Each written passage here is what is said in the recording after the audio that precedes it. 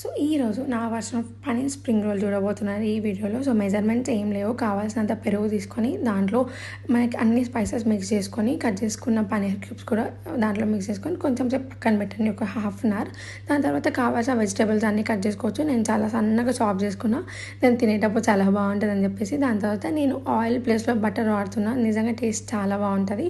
So ఈ curd mixer మొత్తం దాంట్లో వేసి ఆయిల్ పైకి వచ్చేంత వరకు దాన్ని మంచిగా హీట్ చేయాలి. దాని తర్వాత వెజిటేబుల్స్ వేసుకోవాలి. నేను వెజిటేబుల్స్ వేసుకున్నాక చాలా తక్కువసేపు సాట్ చేసిన, ఎందుకంటే మళ్ళీ మిక్సర్ మొత్తం చాలా మెత్తగా అయిపోతుంది అని చెప్పేసి.